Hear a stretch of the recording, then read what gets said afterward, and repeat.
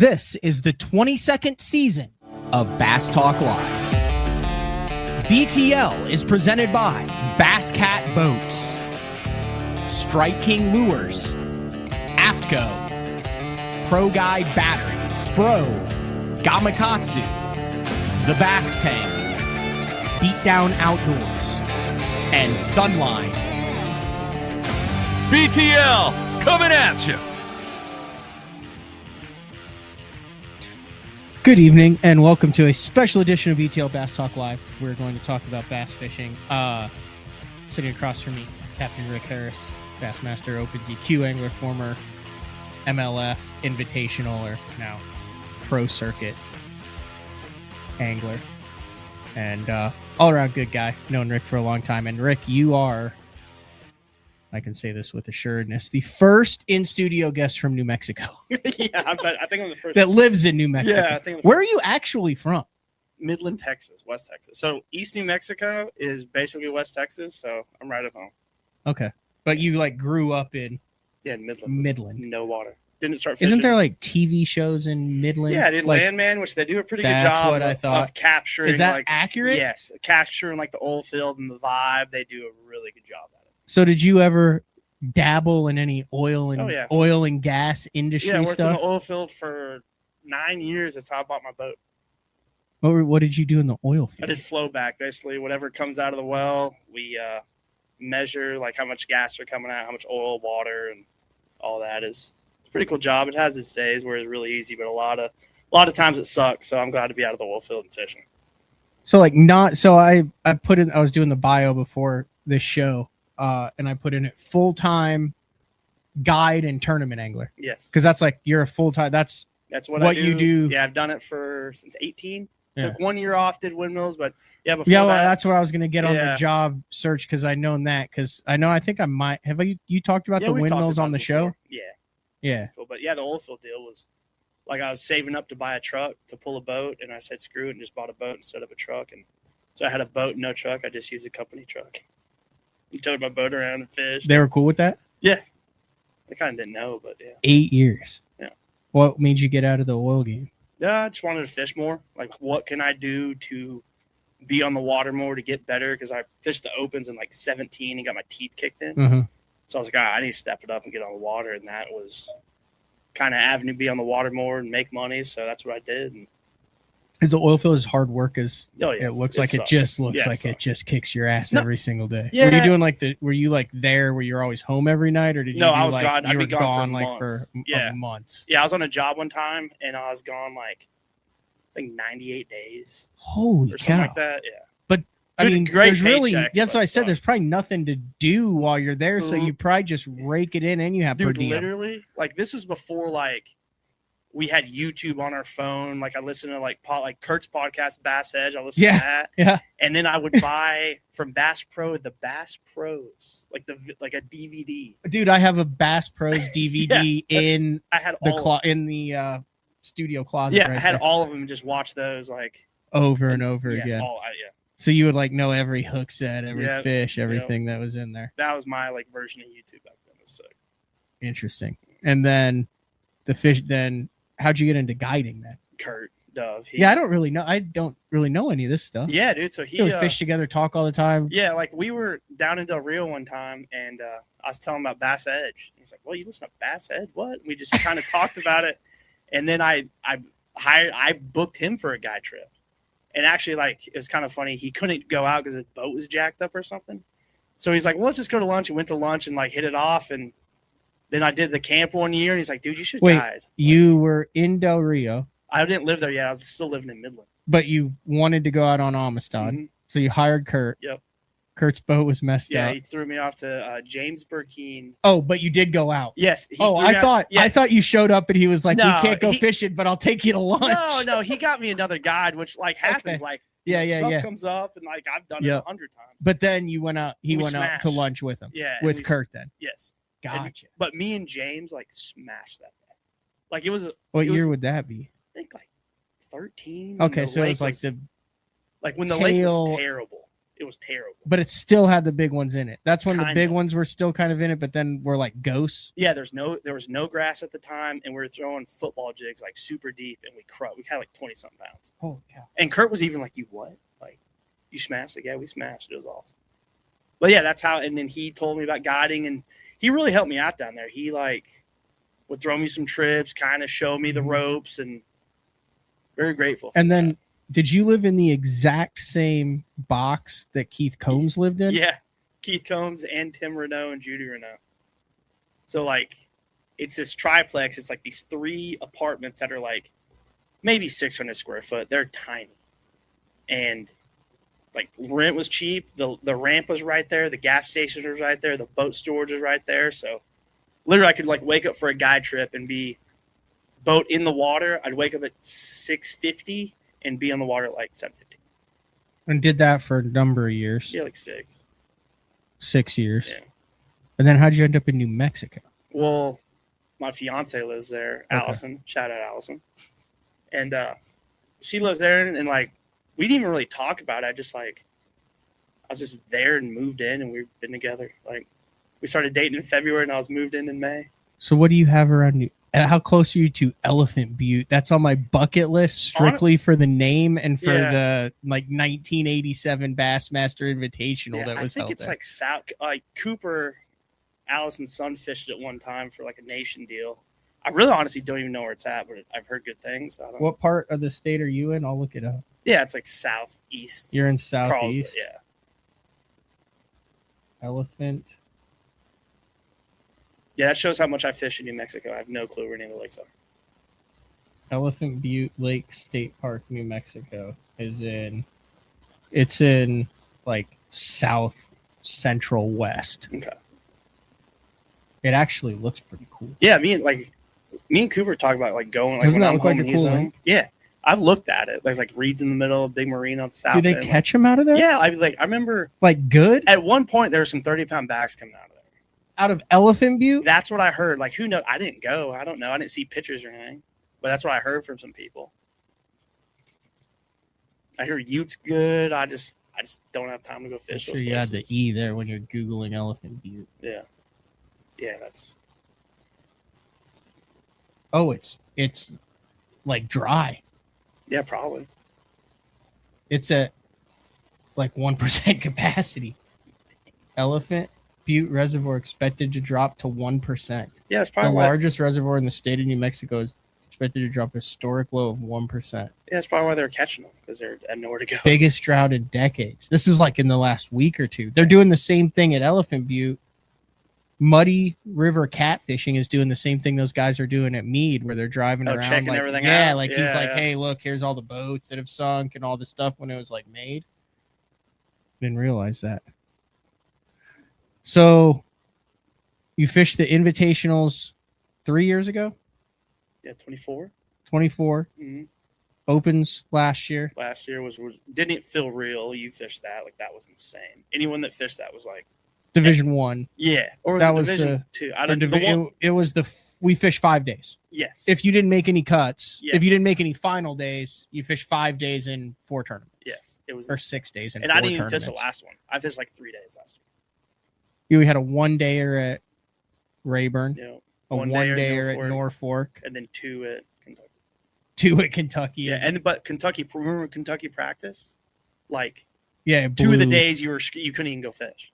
It was insane. Oh, and then we fished all 3 days at Kentucky, but Leach, that I was think, it. got And then canceled. Leach one day got canceled. Yeah, I didn't and go, it was but I only a heard. 2-day tournament That's at Leach wild. too. That last year didn't feel real, but this year was sick. I wanted to get you on here. I have the title of the show as Captain Rick's Wildest Guide Stories, Yeah, but we got some good ones. one of the things that you got into, I don't feel like you do it as much as you used to, like just the pure trophy stuff like that. Yeah, I'm a lot busier now, which is good. But yeah, I'm not. I still guide quite. Instead of doing 100 days a year, I'm doing like 50 to 60 days. Yeah, you which know? is still decent. Oh, Like it's if you good. It's still all- want to yeah. get on the water, but you hit prime time stuff. Yeah, go to. So like your current, I guess what you would say, like your staple guide lakes are? Probably, I would say Ivy. I was going to Louisiana a lot. St. Lawrence River, Ontario. I would say those are my staple right now. Okay. But LBJ, I go to LBJ quite a bit and guide, like do live scope lessons and go frog and stuff like that. So okay, I would say like West Texas, Central Texas, and a little bit of JB. Yeah. What? We'll just get real right off the bat. What were your thoughts when Bassmaster from last month came out with the top 10 lakes, bass lakes in the country, and number 2 was Texas's own JB Thomas. Yeah, dude. I mean, for what it is and how many big fish are swimming around in there, I agree. You agree with that? Dude, if you want to go catch a 10-pounder, that's where you need to go. If you can do one thing. Yeah, basically. It's not easy. It is not many bites, but when you do. Like when I think of top 10 lakes, I think of like bucket list trip, couple buddies Champlain, hooking up, St. Lawrence, the freaking boat and saying, we're going to hit this. We're going to crush them. Yeah. We're going to be catching a like Falcon I would imagine. Hampstead in its time. But if you go to Sam Rayburn that's going to happen. You got a Grand right now. That's going to happen. You're going to catch them. If you go to Champlain, we both just got back from Champlain. You cracked them for one day. But I mean, you're going to catch fish like these lakes that are up there. Yeah, this you Lake, could go all date. that. You could go if you are not dialed in on what's going on, you will not catch a bass. Like you won't get a bite. You won't get a bite. It's insane. Yeah. So if you do go there, get a guide. And it's not large. No. Like it's very humbling and like there's nothing around it. Yeah, it's like Baghdad. It's literally like Baghdad. It is like fishing on the surface of the moon. Yeah, dude. Like you drive to this thing, and it's only 6.5 hours from the house, but you get like an hour away, and you go through like a couple little towns. And I remember the first time when I went out there. I went out there with Brandon Burks, guides out there. Just took Scott Martin out there. Yep. And he called and was like, "Dude, you got to come out and get this." I actually had some BTL listeners who knew about that and Ivy before they popped off and were like, "Hey, you need to come down." And I never ended up. They come to the classic, remind me every single year. Yeah. Hey, remember when you could have fished those lakes before anyone knew? Before anyone knew about it, you could have crushed. Yeah, you messed up. But I remember like that drive where you come over and you're like looking down on it and you're like, "Ew, what? Where did I just? What am I doing here?" Yeah, it's crazy, man. But it has, and there's giants in there. And I've like. When I lived in San Angelo, I've been fishing that lake for a long time. I did a little deal where I just would hit everything in like 100-mile radius of San Angelo. Just every lake just to try it out, check it out. And we weren't catching that like many giants there, but we were catching a ton of like 3 to 6 pounders, like a bunch of them. It's big fish. Those are, great. And now they're just all huge. It's crazy. The title, the thumbnail on this is 4 over 13, which is your PB. What we were saying, we went fishing today. We actually Rick Koike to 4-pounder. Yeah. And by the way, we can stop there. He called me the Koike King. That was a joke. I am not the Koike King. No. But we literally scoped for like 45 minutes. Yeah, and then we just picked up heavy braid and frogged and swim jigged in like pads. And we caught like a 4. Matt had a giant throw his swim jig. Like it moved it so much. Like it didn't get it, but it was so big. It was like a 7-8 pound. It was big. At least. It was huge. Who knows? And then the sheriff stopped us and said, there's you gotta have a permit, but you guys are cool. So I guess we got to go. There's an 11 pounder that was caught out of here. Yeah. But you were saying you've never caught a teener? No, I haven't. My biggest is 12.6. And I put, I think, I can't remember, like 11 to 12 clients over that. So like I don't. So you've got a dozen 12 pounders in the boat. And then like 4 over 13. And 1 over 14. Yeah, 1 over 4. That was insane. Almost 15. Yeah. That was wild. Are you cool telling that story? Yeah, dude. Because that was on JB. Yeah, and this was like, it was September and it was 107 degrees. Like it was hot. End of the day. We fished day. We caught a 10, a 7 that day. And then literally you talk about Burks. Kind of the only reason we caught that fish was because of him. And I'll tell you the story why. We were like leaving. I was like, let's leave. Like it's hot. It's 5 o'clock. We've been out all day. Well, Burks and his dad were fishing around. We saw him catch like 3. So we're like, oh, okay, cool. They're biting. We might as well stay. Let's make one more pass. And we're scoping, of course. We're going down, and I see this just blimp under the surface. I told my client, I was like, dude, that's either a tight ball of bait, like giant ball of bait, or a 15-pounder. And, of course, he throws over there, eats it instantly. It jumps. I'm like, yeah, it's a big one. I didn't know it was that big until I grabbed it and pulled out of the water. And I was like, dang, we got something special here. We put it on the scale. It was 14.10. Do you remember what year that was? Man, I think 22, 23. I can't really remember. I think September of 23. Did it like fight? Oh, yeah. It was. I mean, like it fought like a. There wasn't any like significant difference between like a 10 or a 4. It just was fighting as like a big fish. Just come up, waller, dig, and we didn't even have a net. I grabbed it with my hand, and when I just kept pulling out of the water, it just kept coming and coming. And I held it, and I was like, dude, I don't know how big this one is. 14.10. They all look like 14-pounders on here. I don't know if you have a picture of it. Yeah, I got a picture somewhere on my Instagram, like way back in September. Did he get the? Did he get like the measurements and all that stuff of it? Measurement, rubber. It kind of sucks. Story. The scale we had was certified. Oh God, I just found it. Yeah, it was certified. Yeah, that's it. Dude, I got shit. Yeah, it's huge. Yeah, that's it. Yeah, huge, dude.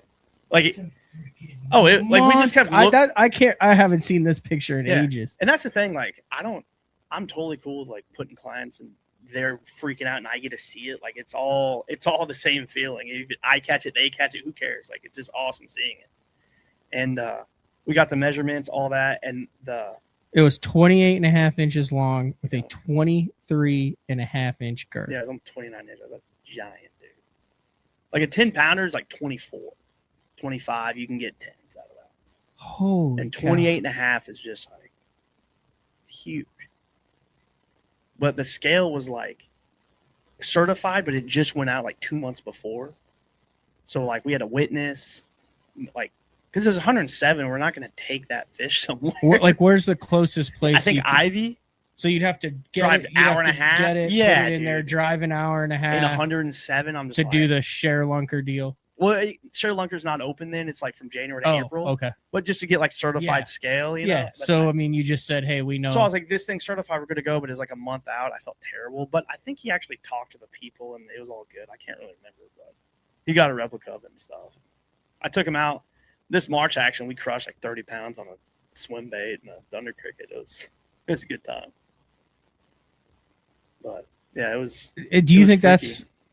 I think that's the biggest one ever caught there. What do you think swims in there? That's about as big as they get. I'm sure there's like a 15, 16. Maybe if there's a giant that eats like a couple of crappie, it's 20. But it's about as like 30 inches, probably about as big as they get. That's a massive it's fish. Huge, I told you this earlier today. I'll say, I was talking to a dude who worked for Texas Parks and Wildlife. I don't think he works for him anymore. Yeah.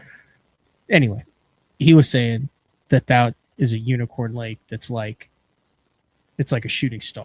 Yeah, there's basically like just the way that it was stocked, the forage that was in there, where it's located, the way the water level went, that those fish are like a 2 or 3 generation fish, and there's nothing behind them, and there was nothing ahead of them. And when they die of old age, he said that's what's going to happen. He said they're going to die out of old age. He's like, the people don't keep them out of there. Most of the stuff that's guide stuff, they're hard to catch. You don't catch a ton of them, but like the ones that are caught, it's not like they're, taking them home and having like roasted 12-pounder for Thanksgiving, but that they're going to be dead on the bottom of the lake from old age, and that there's no year classes behind those fish. And everyone's going to say it's the pressure and it's the social media and it's the Bassmaster thing. And he's like, that's not going to hurt that lake at all. No. What is going to hurt is that those fish are going to get old and die. And that because of how the lake cycle went, there were like no good spawn years for like a 5 to 6 year period. Yeah. And you said there's no small fish in there? You don't catch them. Like they might be out there like happy swimming around eating bait. Like I don't. But you would think you would catch. Maybe, yeah. You would catch a 3 or 4 pounder every now and then. Yeah, and I think people do, and I know they spawn. Like I've caught them off bed and spawned them before, but like usually when you swing that bat out there, it's A+ consistently. Like the mount, think about who's out there and how many tins have been caught out there, it's unreal. It's like a 4-pounder. Yeah, it's crazy. Like a tin's just like, oh, cool. Like, good job. Yeah, it's like we went out today. Yeah. Put a couple 4-pounders in the boat. That's how they do it with the tins. Now, But it's still, honestly, it's still like every time you get one in the boat, you're like, what the fuck? Yeah. It's sick. Yeah. What's your take on Ivy right now? Because, I mean, there's a lot. I mean, you heard a lot of stuff about like, oh, Ivy's a shell of what it was 4 years ago. I mean, I don't think it's as good as it used to be. Like, I think that's just a lot of lakes with pressure. Just, a lot of this on lakes fluctuation. Yeah. And in West Texas, that happens all the time, and that doesn't make it any better. You know what I mean? So I think that has something to do with it too. But I mean, people are still catching teeners out there, big ones. Like I went and guided a few days out there. Like I think I guided 5 days or 7 days, and we had 2 9s, some 8s, some 7s. Had some chances at giants. Other guides were catching 10. Just like it's still going on out there. But it's not like 2022 when you launch in the river and you go down and you see probably 5 or 10 over 10 on beds with your eyes. And then what was like the first couple winners after? Was that just, I mean, would you just scope around and be like, blimp, blimp? Yeah, like we talked today, like literally I remember seeing schools of 10 to 12 pounders, like 50 of them. And that's like, I'm not like trying to look cool. That's what was happening. And you'd just be like, you'd get one to eat it. And you'd weigh, it's like 11, and you saw 50 of them come up. Like it was insane. I've seen that one time at El Salto. Yeah. And they were all 6 to 8s. Yeah. And they all looked small because they were all giant. They're all the same size. So it looked like a school. Like the perspective wasn't there. I was fishing with my buddy Juice, and I said, it's like when you go to an NHL game and you're like right there on the glass. And you see everybody skating the same, passing the same shoe. But then you're like, oh, it doesn't look like they're that great. Like they all look the same. And then you put one of the, like you put a 4th liner, like in a men's league game, and you're like, oh, okay, it's not that. Yeah, they're so everyone's is awesome. Same thing with when you see a school of those big fish, and I've never seen a school of double digits. Yeah, it was wild. It was so cool, but it's still. I mean, they're still kicking them out there. It's still an amazing lake. What's the ceiling there? Like if you had to say, what is it, 18.18 or 18.18 is what? Yeah, I bet. Is that what Dottie was? Is that the Texas state record? I don't know. Still? No, Dottie's at California. Yeah, not that. That was the California one. What's the Ethel? I have no idea. Honestly, I know it was 18 something. 18 out of Fork or something like that. Yeah, I think it's in there. At some point in time, a 30-inch bass is going to eat a crappie or two and be 20. Like you know what I mean? In the last 12 months, do you think that there is a Texas state record in JB Thomas swimming? Maybe. But I could see would more likely go to Ivy. Yeah, because I think Ivy has a special deal with like there's some Florida still in there. And maybe they, because the Texas bass are stockings, they just get fast, quick. I mean, big, fast, and quick. They just get huge. And like, I think those older ones that are just bigger, just that one fish that's sit like a dude like being 6'7" instead of 6 foot, like there's a couple of those in there. And then your 3 other 13s, were they all Ivy? Yes, 2 Ivy. So like scoping 2, just catching 1, and sight fishing 1. Wow. Yeah. This is my favorite one. Shout out to Joey McCracken. He used to work with Pro Guide Batteries. Cool dude. Well, he's working for Pro Guide at the time, and he was down in that area. Okay. Slinging some batteries. I was like, yeah, dude, let's go fish. What time of the year are we talking? Spring. Okay. So like prime. Yeah. So we actually went to JB and like scoping around. I think, maybe we got a couple bites, something that like didn't hook up with anything. So we went to Ivy and we're bed scoping with live scope, and we find a giant. It is huge. We're fishing for it, dude. There's a male with it. He flips in there, and they both go down on it, and they bite it, or one bites it, and they're both swimming off. And I'm like, dude, set the hook. It could be her. And he set the hook, and it was the male. It was like a 6-pound male. So we're like, oh crap. Threw him back. She left, never came back. We were bummed. We go to Elm Creek, eat a burger, get back out on the water, go check her. She's gone. So we're just kind of bummed. Like we're like, dang, that was our shot. We screwed it up. We're just fishing around, and I see a fry garter, like a big one, like 7-pounder. big fry garter. 7-pound man. Yeah, huge. I mean, I was like, this thing's 6-7 pounds. This is a big fry garter. Do you want to catch it? He's like, yeah. So we're fishing for it. I tie up a Nico rig, 12-pound test, striking finesse worm. He's throwing it at her, and I'm sitting down on the console, like looking at live scope, watching them, and I see a big one like come into frame and come back out. I'm like, dude, there might be a big one spawning over here. I've seen a big fish that's not a carp swimming around. He's like, all right, cool. So literally, I'm like playing on my phone, just like checking something, and I hear zzz, and I'm like, okay, dude, you're stuck. Like, we'll get you unstuck. And he's like, no, dude, I have a fish.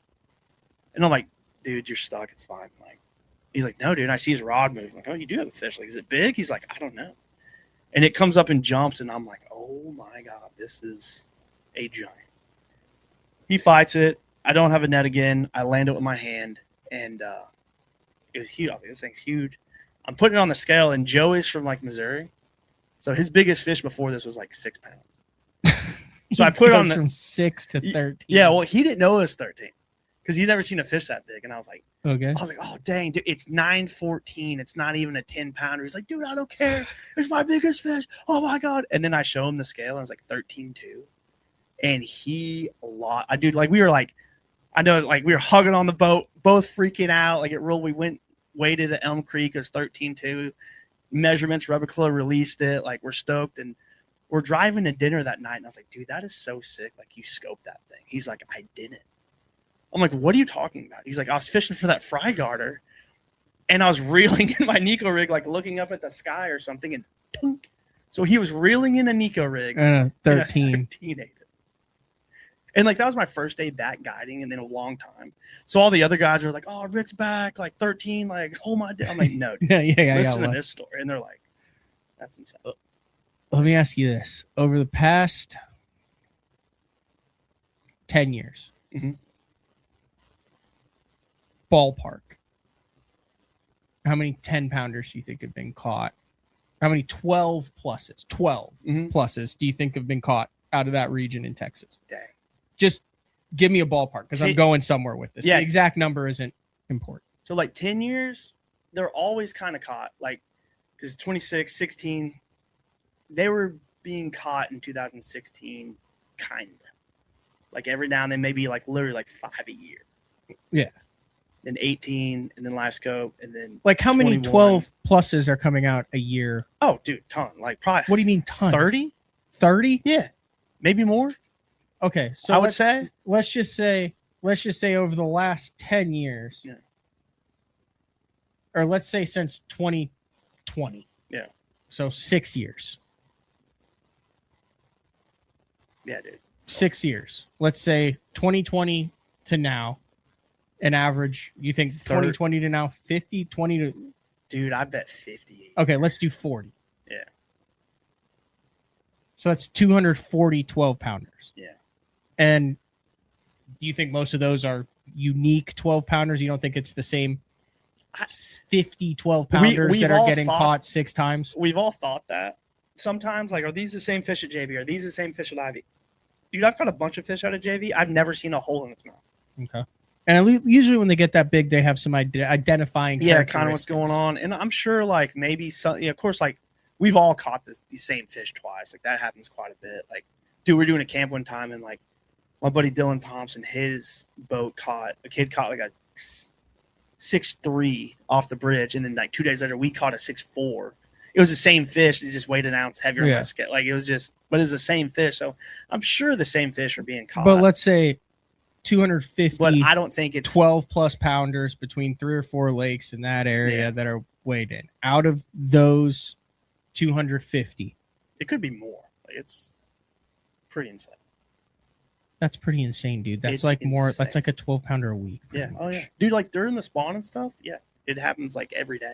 Someone catches a 10 or 11, like a couple people every day. We're talking 12.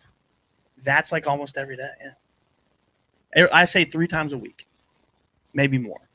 The good weeks 4 or 5. Every day. Still, even in it's insane. Dude. 12s. Yes. So 250 is low. You want to go 300? Yeah, I would. Okay, so we'll say 300. This will just make it even. Yeah, because I'm just thinking of like my buddies that guide. what they do in a year. Like when a 12-pounder is There's 8 of caught, them, though, yeah. you hear it. Like it doesn't. Yeah, there's 100 very rarely a 12-pounder, in your opinion, that gets caught that you never hear about. Maybe by a local dude or some dude just fishing, but guide wise, like everyone knows about it, and like dudes keep track. And I know there's like, I mean, I'm just counting off my head. I know 4 or 5 dudes that rack up like, 50 plus 10-pounders a year. Legitimate? Yes, 100%. Okay, so out of those 300, what percentage do you think are caught by guide clients or people on guide Probably trips? 90%. Really? Yeah, I bet 90. Yeah, it's those places are not easy, man. Those places are not easy. So for those with the basic math, they're like, that's 270, Matt. Yeah, I had to use my phone. Sorry. I didn't even try. I just let you do it. So 270, in your opinion, are probably guide clients, people who are in town that are fishing with an outfit or with an individual, that type of thing. Out of those 270, how many are caught? I'm just trying to get a visual picture of this because I don't think I've never heard this broken down like this. Me neither. I'm kind of, my wheels are turning too. How many of the 270 that are caught by guide clients are caught visually off of a bed during the spawn? Not that many anymore. We're talking over the last 6 years. Well, last 6 years. If there's been 270 12-plus pounders caught. Probably 20%. Not that many. Not many dudes do it. Especially now, but like beginning, yes, but now. 20%. Yeah. Okay. So that leaves 216 fish. Out of those 216 fish, how many are caught live scoping in the 79%. 7? Yeah, like right there. Yeah. 80%. 79%. Because 1% is just maybe fishing. Yeah.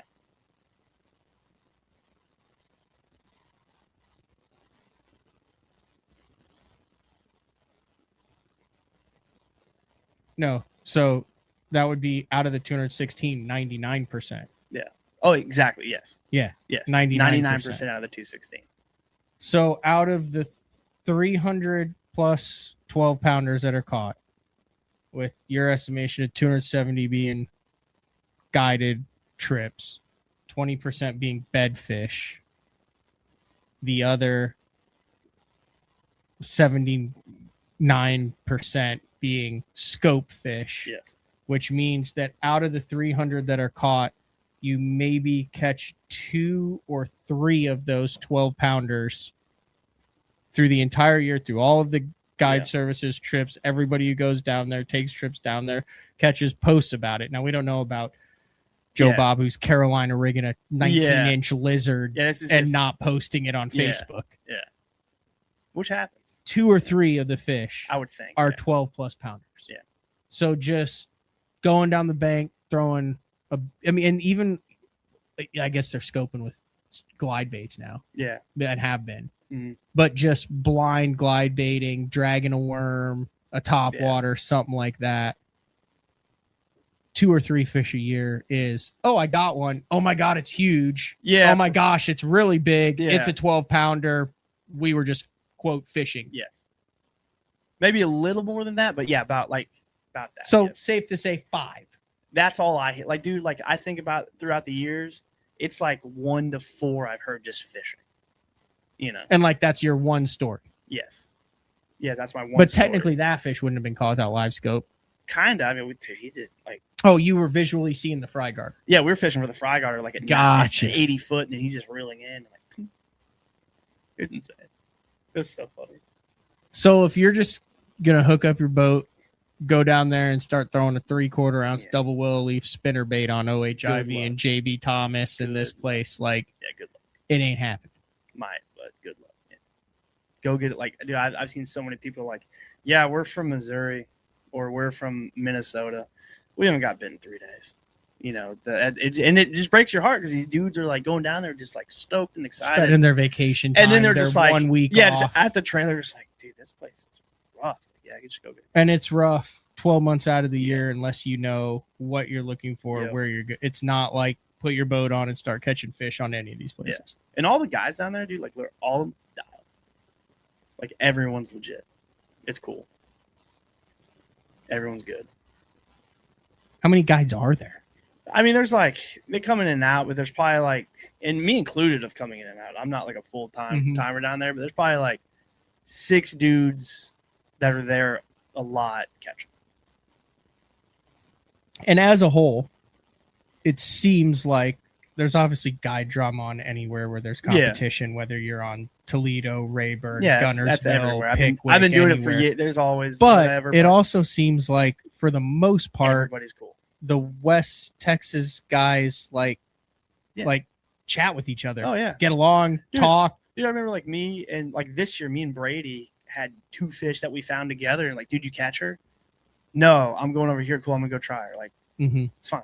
Or like, hey, or you know, especially like when you're on beds, like, dude, we would just run up on each other because like you could be on a fish and then 30 yards right there's another fish that the dude found earlier, but it's okay because it's like we're on this one, you're on that one.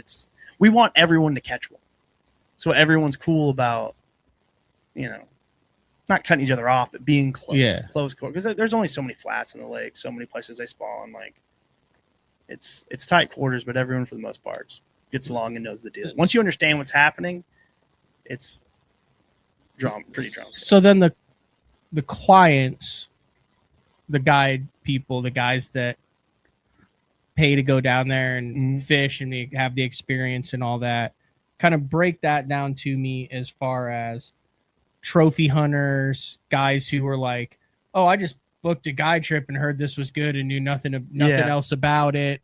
Usually when you go down there, you are after one. So it's a select group of people who know what the game is. 100%. It's like the guys who are doing the sheep hunts or the we might not even you might not even swing, and they're like, cool, but we're gonna try all day because that's your best chance is to do like, dude, like we'll be, you know, like when I was bed fishing, I'd be like, that's a 6-pounder, let's keep moving. So you're with guys who are cool. Yeah, they might book for 4 days and not even fit, not even have a realistic catch of a fish for 3 days. And know that they're there for one opportunity, go home, never get it, pay for the 4 days, and they're happy because they know that they were in the game and that they were the closest they'll ever get. Yeah, and I don't think I've ever had like 3 days completely. I was saying I've had 2 before. Father and son drove down, dude, and we looked. We're sight fishing. We looked all day and like nothing. And were they chill with it? Oh yeah, like we're just like, this is the game. This is how it's done. Obviously, like look at our records right now. Yeah. You know, like we're catching them, and just didn't happen. And literally, my buddy from Lubbock, the next day after they left, drives down. We catch an 11. First thing in the morning, I send the dude a picture. I'm like, sorry. It's just, you know, there's a lot of luck involved. Yeah. But yeah. I mean, I say this to say last time I went to JB was with Matt Steffen. We were doing the Master Angler Quest. And I was like, you want a Master Angler? We're going to drive to West Texas. Yeah. And we got up at 2 a.m, drove 6 hours, fished until dark, drove 6 hours home. It was a 24-hour day. Matt had 1 bite and we saw 3 fish and he lost the fish. It's out on his YouTube. It was over 10. It was a freaking monster on an 8-inch sock. And that was the only bite. And we only actually fished for 2 fish the entire day down there. 12 hours of driving, 11 hours on the freaking water. And you guys are good. Like you guys are not slouches. And we both it's not were easy. like, that was 100% worth it. Yeah, because you get a chance. Like you fish enough. Like, dude, seeing a 10-pounder is like, it's always insane. Like, shout out Cooper, Allison's son. He caught his first 10 the other day at JB. Yeah. Oh, it was awesome, dude. Like, I got him a reel for his birthday. Like, he caught it on that reel. I was stoked. Like, he told me, he's like, dude, I caught it on the reel you got me. It's awesome. Like, he fishes for Murray State College. Shout out Murray State. Shout out all the boys there. Like, he's just college live. But yeah, dude, when you want a 10-pounder, that's where you go. Where does Fork fit into this equation? Dude, don't ask me. I have never fished that place. You've never been on Fork? I've been on it to like be a camera boat a couple of times. You've never fished it? Never fished it. Completely. Can you even compare those 2 lakes to like Rayburn and Toledo? I mean, dude, those are bass factories. Big difference. Big difference. Huge. It's like going to a home run derby versus a regular season huge game. Bodies of water, tons of it going on. Like if anyone's been to JB Thomas, they're little lakes. They're not very big at all. Yeah. Like, so that's a whole different game. I might even say the name of that lake on this show until last year. Yeah, a lot of people didn't. Like, it was everyone knew about it, didn't know about it, but like there were still people going down there. Like, it's still There's always boats in there. Yeah, dude. Like, you go down there, like there's the boat. And I've never been to Ivy. Boat ramp is full at Ivy every day. Still, yes. Like, you never go and you're like, dang, I'm the only one here. Like, never. If you could have one day on Ivy, time of the year, conditions, like just name me the perfect scenario. April, slick, calm, sunny day. That's my day. And you get like 3 or 4 of those a year. Yeah, West if you're Texas lucky. blows. Everyone knows it blows. But that's wild. All right, we're going to take a break. When we come back, more with Captain Rick Harris. I just wondered, I've never actually like dove into because it's kind of a myth. Oh, so, dude, you were making I was like, what? Like, well, right now I'll say this. So like when I was growing up, when I was a kid, when you were a kid, probably obsessed. Were you obsessed with Bassmaster when you were a kid? Dude, did you get into? I didn't start fishing until I was 21. So filed, right? Okay. Yeah, we can talk about that later. So when I was growing up, it was Mike Long. Okay, I know, yeah. But I mean, that's what it was. Yeah. Bob Krupe. I had Dottie on the brain there. That was the one. It was Castaic and Dixon. Dixie, I heard it. All these lakes that were in California that were just like magical mystery land where the giants live and guys catch them and they are stitching crayfish and bed fishing with big tubes and throwing trout swim baits and they were AC stocking trout at the time. And all that deal, stuff. And it just seemed like a whole nother universe. And I know Clear Lake is ham right now. Yeah, it was cool. I fished there in January. It's going off. It was sick. But I feel like what's going on in Texas over the last 5 years we'll never see is very comparable to the boom that happened in California. And then once the stocking programs kind of stopped or slowed down and some things happened, then that, I mean, it's still good, but you're not seeing that. But that is happening. Epic mecca epicenter of gargantuan fish has moved to West Texas. Is that 100%? I don't know any other place that is pushing out that many double digits. Like, it's wild. When you sit back and really think about it, it's insane. And what's your thought on the sustainability of that? I don't really know, dude. Like, who knows? Like, I don't know. Fish blow our mind every, you know, and natural, there's cycles. Yeah. And I think we've been in the best cycle ever. No, yeah, it's just been the past 5 years have been great. It's just what it's been, you know. I really don't know what the future holds. I hope there's more big ones. All right, we'll take a break. We'll be back in about 3 minutes. It's BTL Special Edition on Wednesday evening with Rick Harris in studio. Do you like the mattress in the spare bedroom? I talked it up. Yes, no? Oh, yeah. I think it's magic. Dude, I You want to know a secret? What? That is a Costco mattress. $500. Really? Yeah. I'd put it up against any. Dude, TVs and mattresses are getting cheaper. Yeah. Yeah. $500. I'd put it up against any $5,000 mattress. It comes like rolled up, and then you put it in the room and you unroll it, and it takes like 2 days for it to expand. Yeah. So you've got like the king in the bedroom and that one, and then you don't even have to worry about getting the damn mattress in the house. That's the best way to move it too. When you go to ever move, roll that bitch up. I don't think that's not rollable again. No, it is. That one is? Yes, they all are. I mean, not like that tight, but I mean, like, somebody says, is there any bass tats? All right. We'll be back right after this. You do have bass tats? Yeah. All right. We might get into that. Yeah. Rick Harris, BTL on a Wednesday night. The new Puma STS has been redesigned from the ground up. With the angler, design, function, and performance in mind, nothing on this new offering was compromised, and the only thing carried over from the previous version is the name. Based on the Soft Touch series hull that started with the flagship Jaguar, this new model is nimble and performs incredibly well at all speeds with either a 250 or 300 horsepower engine. Featuring a new 96-inch wide-body footprint, this hull measures out at 20 foot 7 inches in length. Industry-leading design coupled with tournament-winning performance. The Puma STS from Basscat. Feel the rush.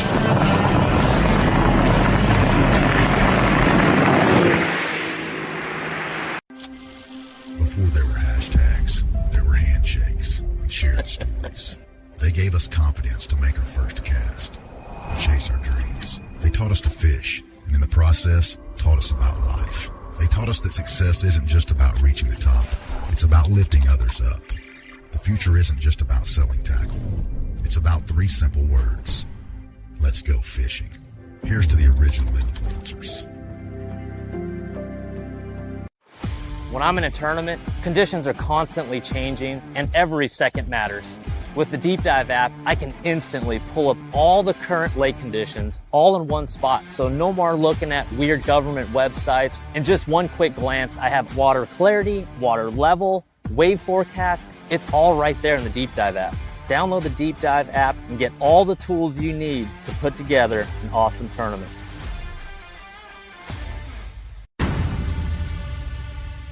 I fish in some of the worst elements across the country. Spring, that's a giant, dude. Summer, oh my gosh. Hi, look at that thing. Winter, it's so cold. And fall, got a big one, that's awesome. Being comfortable and staying dry is the only option. AFCO, any fish, any water. My job is to catch bass. The one thing that connects me to that bass is the fishing line. That's why I choose Sunline. Braid, monofilament, fluorocarbon, leader material, Sunline makes a line for every situation and almost every technique. When my job's on the line, I choose Sunline.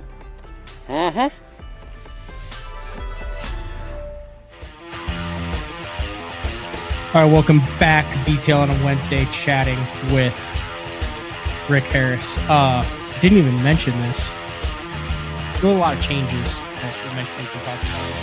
lot of changes in the last 6 years of tournament fishing. Perhaps one of the most impactful, influential ones, particularly on the local and regional level, is what was announced this morning. Kind of knew it was coming down, heard rumors for the last several months about it. Actually heard rumors for a while about it, and everyone's like, oh, they'll never do that. Yeah, that'll never happen. And There's no way that'll go. And they announced it today. I've got the press release pulled up. Major League Fishing announces historic changes to the Phoenix Bass Fishing League in 2027. I'll do a whole show on this. I'll get Joe on. I'll get some folks on from MLF. I might even reach out to Sean Goodwin, who's Oklahoma legend. Definitely qualifies as an Oklahoma legend. He's won the All-American. And tons of BFLs. Been to a bunch of All-Americans. Still fishes them. That's a cool deal. I've fished in BFLs. They're fun, man. They're a good time. I think the only BFLs I actually fish are in New York. A couple at Champlain, couple at St. Lawrence, but yeah, that's a deep. I think they did good.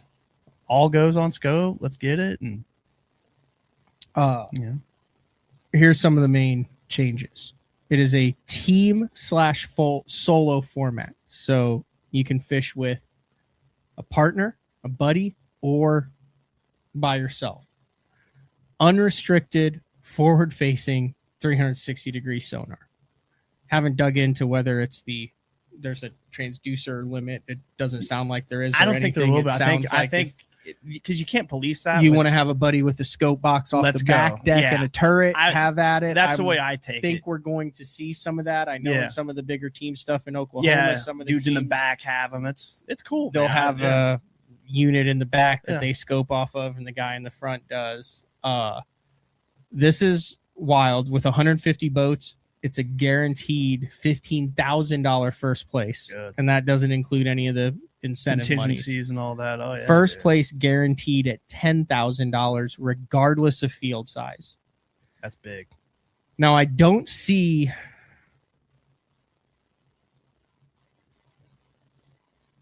Tournament winners and top 30 teams from each division qualify for an All-American championship. There are 5 All-American regions, 4 divisions per region, and 5 tournaments for divisions. Now, this is where it gets a little interesting. It says now offering 5 All-American championships, each with $120,000 winners. So the way I read that is that there's no more one All-American. Could be they haven't announced it, or like they haven't said yes or no. Who knows? But yeah. Each of the winners of the 5, so that's basically the regionals. Yeah, is regionals. now called an All-American championship. And you get each of those winners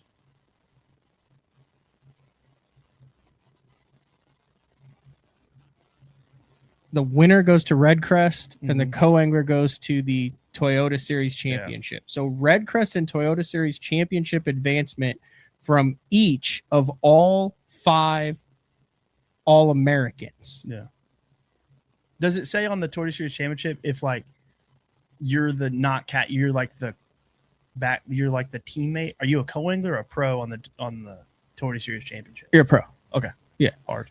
But this is what's wild. The way I'm reading this, correct me if I'm wrong, if anybody has this before, there will be 5 BFL guys in Redcrest now. Yeah.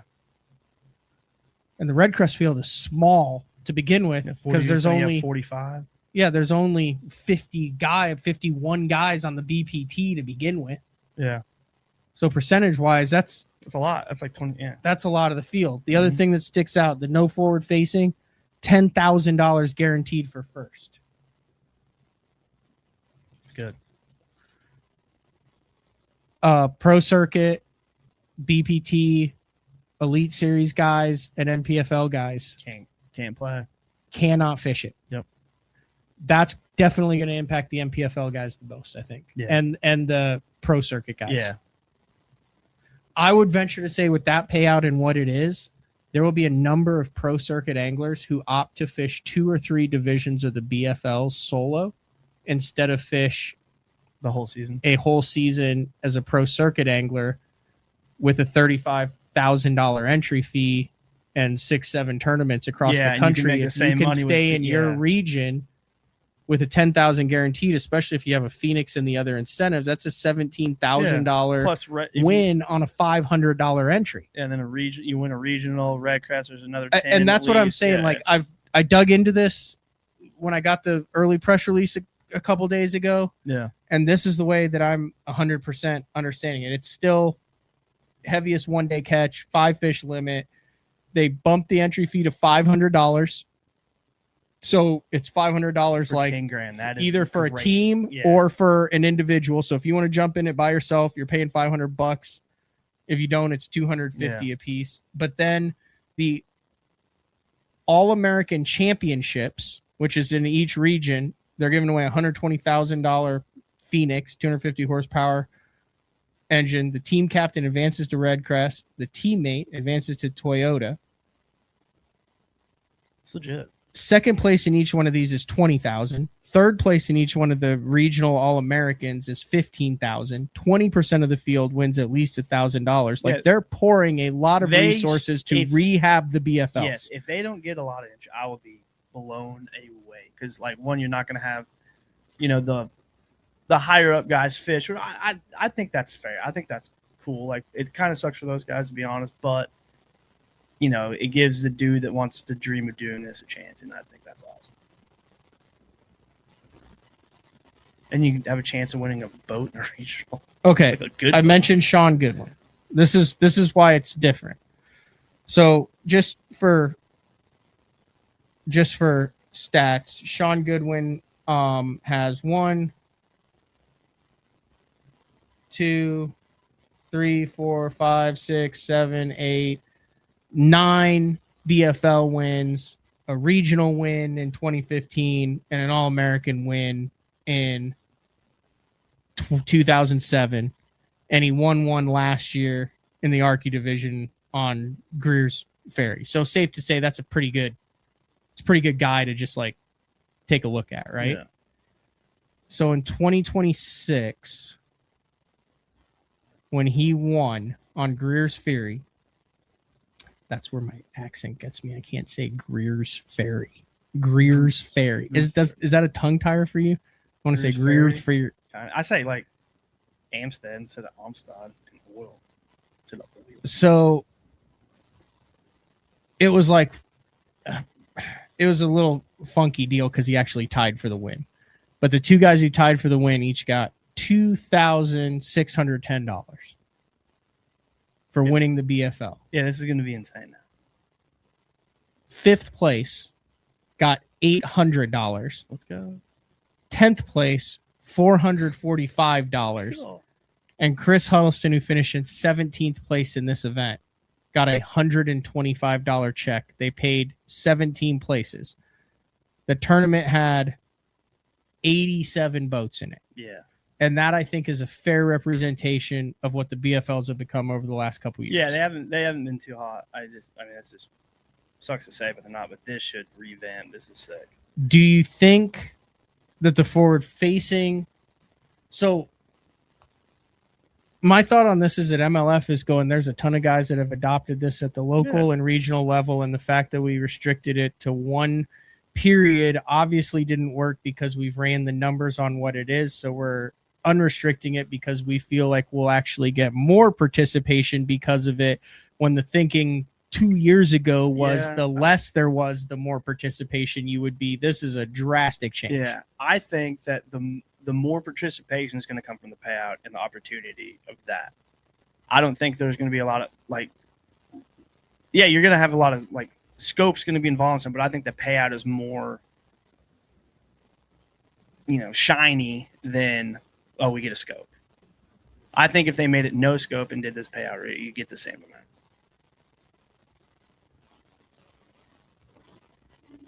Yeah. Because I remember I did a BFL at Messina and ran all the way to Cape, ran back. I got like 9th or 10th and didn't even make my gas money. It was a loss, and I got 10th.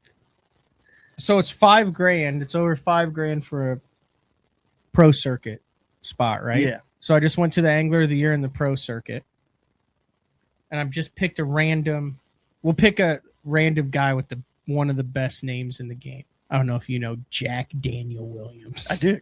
Do? Jack is the homie. Shout out Jack. Jack is a little sweetie. Dude. I have wanted to get Jack Daniel Williams on BTL for years, but I just didn't want to get him on just for the name. But he also catches them. Yeah, he's a paddlefish guy. Really? Yes, he cracks them. It's cool. Yeah. So he would be a good one to get on. 100%. But I use him as an example. And Jack catches too. Yeah. Because this year on the pro circuit, Jack Daniel Williams finished 36th out of, there were 155. Yeah, so 36 is strong, right? Definitely. He made $30,000. Yeah. So take all sponsorships out. He basically covered his entry fees. And then whatever you want to tack on for expenses of each traveling all across the country for all those 6, the wear and tear, the gas, the mileage. I'm just saying, if you're finishing in championship and the spots for the championship, and you're only making 30,000, you're finishing that high, and you're looking at these your BFL reasons, you're like, dude, I could crack sleep in my own bed for 6 of these tournaments. I'm 3 hours away from these other tournaments. I could fish 2 divisions, fish more tournaments, guaranteed 10,000 out of 500 entry fees, scope all day. Chance at the boat, chance at Red Crest. Yep. Good job, MLF. I'm curious how many of these guys are going to say, okay, well, we're not going to fish the pro circuit now and go back. I'm just thinking of dudes that don't fish the pro circuit that are going to jump in these BFLs. And I'm just like, this is going to be a stacked field. To me, this is MLF's play at the college anglers. Yeah, they can do it all. Because you already showed up at Champlain. That was wild. They took over the nation. Dude, I rolled up to the Bad Nation. I was I don't know anybody. And then we're in registration line. I'm just like, everyone's here. This is nuts. Am I over emphasizing what? No, this is big. This is like that amount of money dished out at that level, and the shiny things that you can get, like the boat, the red crest, the toys. Like it's a good deal. There's going to be some dudes that make some money next year fishing BFLs. Top contingencies. Yeah. There's a lot of contingencies too. Do you think there's going to be a lot of solo guys fishing, or do you think there's going to be a lot of teams? I mean, I think if with scope and stuff, you can have 2 scopes, and then even like with scope, landing fish with a net, that's beneficial. So even if you have a dude that's like, hey, dude, here's a game, I'll do the entry fees or whatever, $500, just be my net guy, and. Or 2 scopers or whatever, but like I think two people in the boat's can be more beneficial just for that aspect. Not saying dudes that are fishing solo can do it, because like we've all done solo tournaments and. I'll wear a jersey and net. Austin can't fish it because he's on the Elite Series. Yeah, I've not fished an MLF event since 2019. I know. You thinking about it? Jumping into some BFLs? If they're willing to have me back. Yeah. I don't know. I haven't. Go to the register. Denied. Get out of here. I don't think they do that. I don't know. I think you're good. I don't know. we might put that one on Poly Market. Try it out. I'm just saying that has piqued my interest. Yeah, it's good. Speaking of other tournaments that are piquing the interest, you did crack a 20 rack on Champlain in the Bass Nation on the first day. Yeah. Both you and I. This is the craziest story. Neither of us knew we were fishing the event. No, yeah, I'm in the park or the parking lot registration. Pardon my French. I get a text from Matt. Sneaky bitch. I'm like, Matt's here. Where? And I look back and he's behind me in line. Slid into the Bass Nation. Yeah, I was up there. Yeah, it's how much money with 30 boats? At 10 grand. Yeah, 10 it's grand. Guaranteed 10 grand. Guaranteed 10 grand. And that's without contingencies. Yeah. You could show up in whatever brand to get the 10 grand. And then you get 150, boom, 15. Like it's now I would imagine if you don't finish first, the payout's probably not fantastic. Yeah, it's probably about normal, but still a chance. Anyway, we both fished Champlain, full scope, all the days. Yep. Guys absolutely freaking wrecked them. Jig head, minnow, urchin, the whole 9 yards. Yeah. They're headed to Champlain. The Derby kicks off tomorrow for the Bassmaster Elite Series. No scope. Yeah. The coin flip, the coin flip of fate. Yeah. Gave Champlain a no scope event. It's gonna be a cool tournament. And the St. Lawrence a scope. You think they're still going to crack them, or is that low water going to wreak havoc on how this thing plays out with 100 of these guys? Yeah, I've been doing this a while. Those guys are going to absolutely crack. Yeah. They can say all they want. It's all BS. You think they're going to smoke them? Yeah. You fish the opens. How many times it sucks. This is terrible. Worst practice ever. Everyone has 20. Cool. Like that's what's gonna happen. What about the father? I can't say Tucker Smith because he's won $500,000 without live scope on Gunnersville. Whooped on us at Gunnersville. What about all the quote unquote minnow shit, scopers there? Are we gonna be like, they still caught 21 pounds even without it? I mean, dude, it's just like everything. Like any angler has their strengths and weaknesses, but those, like everyone in the Elite Series can catch them. Period. Everybody. If any one of those guys can win on any day, they're all that good. They're all awesome. Like, but I think, they'll crack. It's Champlain, one of the best lakes in the country. One of my favorite lakes in the country. Yeah, it's a cool lake. It's my favorite. It's Amstead and Champlain are my two. Those are mine. Those are my favorite lakes right there. They're pretty. Are they similar in odd ways? I mean, they're both like Clearwater lakes for fish suspend on bait, aren't they? No, and have grass. Amstead's and have multiple species. Yeah, but like Amstead's, there's drains. It fishes like it's a reservoir, and then Champlain's just natural. And there's things like natural lakes. A waypoint means something. You mark something 10 years ago, you can go catch one. Amstead Reservoir, you marked something 10 years ago, it's on the bank a mile. You know what I mean? Like that's fair. Like, yeah. So they're like not really. That's fair. Yeah. You want to circle back to the earlier in the show, the bass tattoos that you have?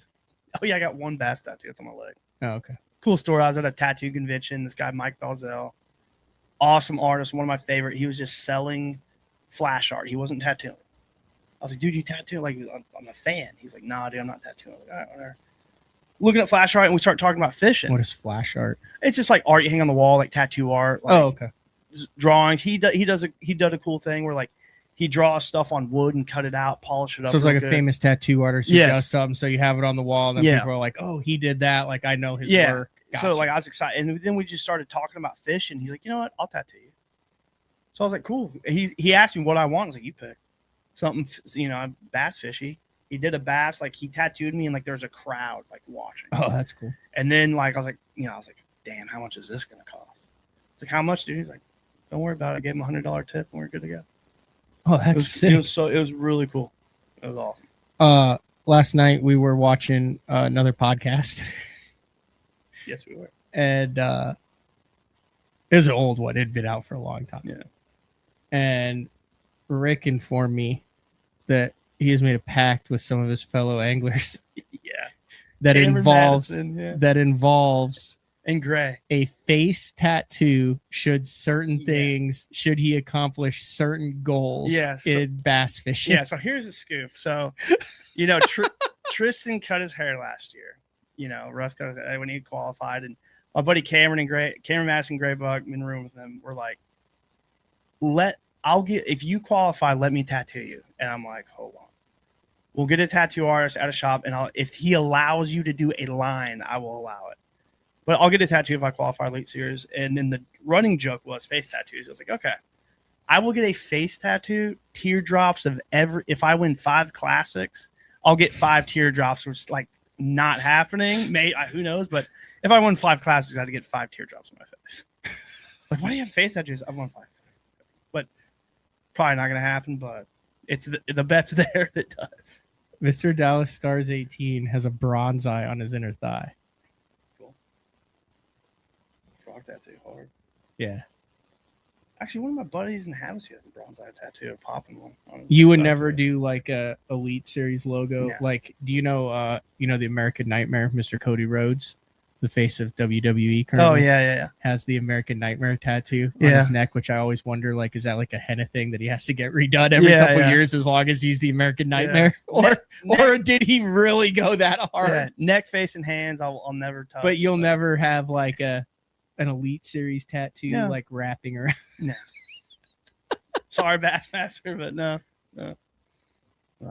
Do you think when MLF purchased FLW, they put a thing out for anybody that had FLW tattoos that they would do like cover-ups for free cover-ups? Yeah, we'll change it to the dude. I think I've seen some FLW. I've seen some FLW tattoos, like not like FLW, but like the fish with the little with the little fins on them. Yeah.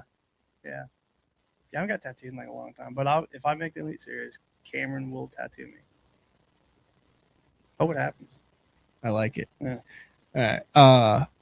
What else do you want to talk about? We've been going a little over an hour. We also got up this morning fishing 105 degree heat. Yeah, frog fishing rules. That was fun. You're doing some tricky stuff with the old.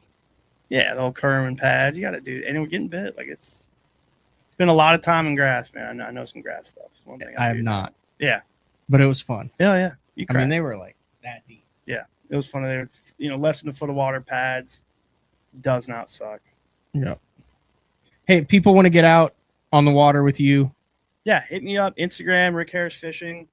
You can find me on there. It's in fall along because like I do March, April at Ivy. I'll be down there. Then of course I go up north in the summer. But dude, every now and then I'll find a lake or find a bite, and it's fun. It's on, and I'll post and like, I got dudes that like literally like called me and I call them. They're there the next day. So if you want to be part of that, I'll post it. Come join. That's cool. That's what I've. What's the best way to get down there? That's the hardest thing that I would say. Like if you're from out of town, like you have to fly into Lubbock or St. Angelo, Texas is an hour away. Or you can fly to San Antonio. Then just like rent a Miata. Yeah, just get a car, roll down.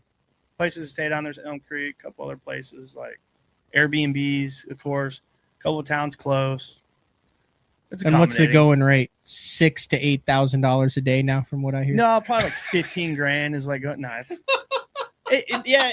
It's about a G. Usually everyone's about a G to 1,500. It's a premium. I mean, it's a premium. Dude, it's like you're not like that's what I'm saying. Like you're not gonna be able to go fish Ivy for $500 a day. When you go with a guide out there, you're going with a legit guy. Like most, I say all of them are good. Like all of them are hammers, man. It's crazy. Like everybody's freaking good. The guys out there. You have to out of necessity. You have to be, yeah. So when like those prices are not just like, dogging people. That's premium prices. Are you excited for the EQs coming up? I can't wait. It's gonna be so much fun. I can't wait for the coin flip. Either way, it's gonna be cool. That's taking place after Buffalo. Yeah, right. I don't know when. Like Monday. You know? No, I just heard after. Yeah. I'm like technically not in. We had this discussion today. Yeah. I was like, I'm because I was 54th in the first. Yeah. And you're like, hey, are you registered? And I was like, what are you talking about? And you're like, bro, I'm already registered. Yeah. I think after. So I had like a panic attack. It was like, did they? Oh God, no. There's got to be 4 double. There's like 15 double qualifiers. Yeah, but you're good. You're good. As long as they don't change anything, and I don't think I've missed an email. I would assume since I finished 54th and they only take the top 50, they're waiting for Buffalo to be over to get the 50 in each division, and then they'll send the invites to the double qualifiers. Yep, you're good to go, dude. Are you and excited? if I don't, I guess I'm fishing 3 divisions of the BFL. Yeah, no joke. But are you excited? You stoked? It's gonna be good, dude. Yeah. I'll be stoked when the new cat, which is currently at the Bass Tank getting rigged by Scott Palmer and the crew over there, is good to go. I got a Yamaha show on the back of that, which I was actually cruising your. Yeah, I was cruising your Yamaha your rig around the pond today. Yeah, like it. A little test drive for Yamaha. Getting used to it, get all the electronics set. You know how it is getting in a new boat and getting comfortable with it. It takes a minute. I got a 360 on this one for the first time because we can use 360 and we can't use live scope. So I need to get familiar with that. I mean, it's a standard, the handling, the hull, all that. The cat, I'm used to it. I've been in 5 different models over the last 7 years, but motor change to the Yamaha. Yeah. Excited to learn that. Couple of tweaks with that. Yeah. I stuck, even though the Quest was out, I stuck with the Ultrex in the last boat, which I kept for almost 2 years. So like the Quest would be an upgrade, but I've ran Cranford's Quest. So yeah, there's not much difference. But I mean, it's like it's got some horsepower behind it too. Yeah.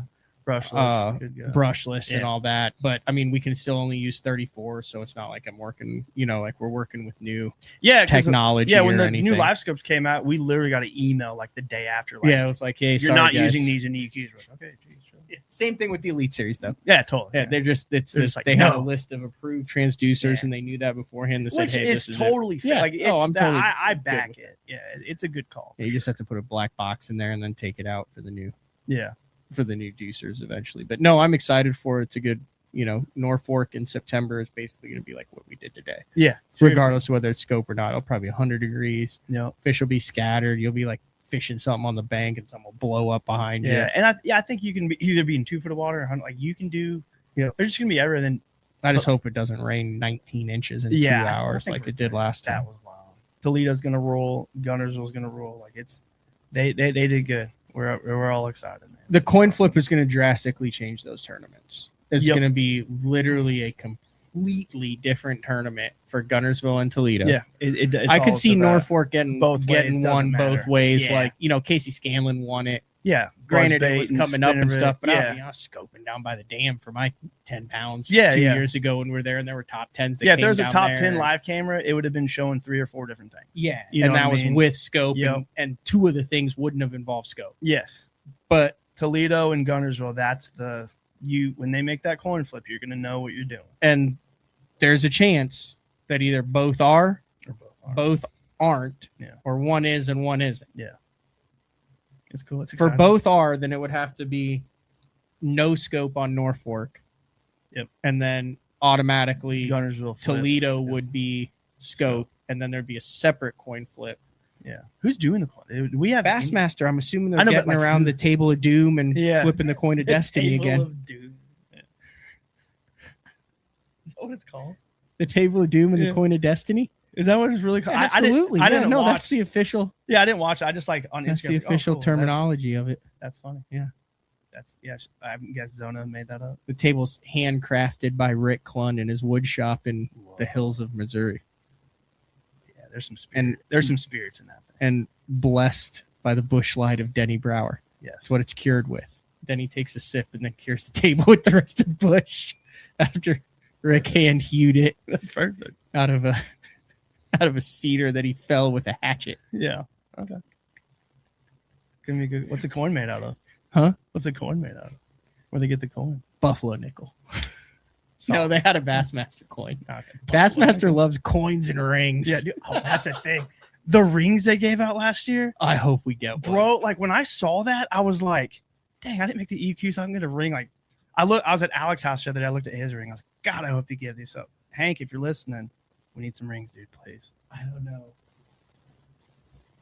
I mean, if you want to ring that bad, I mean, I think you could do a deal where you could, you could etch out a pretty good looking ring for about $20 there. It could be. I'm trying to find them. Everyone was posting them last year. Yeah, they're sick looking. They're big. Like, dude, like I was at Alex's house the other day. I like grabbed it and I was like, this thing's huge. I'm just saying, at $3,500 a pop. Yeah, we can have a ring. You know, throw us a $30 ring. Yeah, cool. Appreciate it. Worth it. Little etching on the side. Yeah, a little hardware. 26 on one side, Yeah. EQ on the other. Yeah, that's what they were. Bassmaster, Yeah. cubic zirconia. Mm-hmm. We got to end the show. All right, Rick. Thank you for jumping in. I enjoyed spending time in the boat with you today. It was cool. We caught him. We went to 2 different lakes. We caught him 5 different ways. Yeah. Thanks for having me, dude. Have a blast. Thanks for having me on BTL. Shout out to everybody. Like I said, Rick Harris, Instagram only man. Yeah, come on. Hit me up. Slide in my DMs. Rick Harris fishing. And you do other lakes too around the area and stuff Central too. If Texas. someone And wants dude, to get out, if you're here's another thing. If you want to, like, I've done this a ton. If there's a lake that you're like, can you come guide me on this lake? More than happy to. Even if I've never seen it, let's go break it down. Let's go figure it out. Electronics classes. Let's do it. all right. This has been another edition of BTL. 8:30 a.m. tomorrow. Frank Scalish, also Alex from Trailer Watchdog. We're going to be sharing the nation's craziest trailer nightmares. So for the last month and a half, we've been having listeners and viewers send in submissions. Are like we're going over them right now. So like today was the last day you could get them in. So like as like whatever's in the inbox as of 8:19, we'll give it till 9 p.m. Central Time tonight because we've been giving these to Frank and reviewing them and all that. Cool. Bless you. So you have until 9 p.m. Central Time on the 12th to get it in. Frank's going to pick what he thinks is his biggest or best trailer nightmare story. I mean, we've got like trailers on fire, wheels falling off. We have wheels falling off in the lake. We have wheels falling off on the highway. Dude, I rode into Amstead one time on 2 rims on one side, going like 70. Like, you know it? No, hell no, I didn't know it. I just rolled in. I was like, there's no tires there. And then like I followed my like line of what the rim was hitting on the pavement miles. I was jamming music in the Tundy, just cruising, happy to go to Amsterdam. Oh, and then on the way back, you could see. Yeah, you could see like the lines in the highway of my rims. Like it ruined one rim. Cooked. I would imagine. Yeah, and then the other one, like they put a tire on it, and good to go. Really? Yeah, it was insane. But well, you would have been in the running for a new good. trailer watchdog system. So it plugs it attaches to your each axle and gives you axle temperature. Yep. Then it gives you tire pressure, temperature, and tire pressure. That's hard. So if anything's freaking off, and then it connects to an app. Anyway, whether you have a single or a double, it's about $400 or $500 value. We're giving away one of those to the best story. That's cool, so you have until 9 p.m. Central Time, which is 39 minutes from now. Out for that. Dude, shout out to Anthony. He's fishing Norfolk, little LA buddy. That's a dude that fishes from LA. That's insane, right? But shout out Anthony. Wait, dude. LA as in like lower Los Angeles, Louisiana? California. Wait, he lives in Los Angeles. Currently lives? Yes. Towed that boat all the way every time. It's crazy, dude. Like LA to Wisconsin, LA to Kentucky, LA to Grand, LA to Norfolk, LA to Toledo, LA to Gunnersville. Holy smoke. Yeah, he's getting some miles, man. He's cool, dude. We room together at Kentucky Lake. He's one of the few guys, though, where the gas gets cheaper the closer he gets Yeah, to the no destination. joke. Yeah, which is insane. Yeah. Like all of us, $6 a it's always gallon. we like you start where we are, and it's like Yeah. 3 You're like, cool. now, and then it's you're like, yeah. All right, we'll talk to everybody tomorrow morning for day 4. See ya.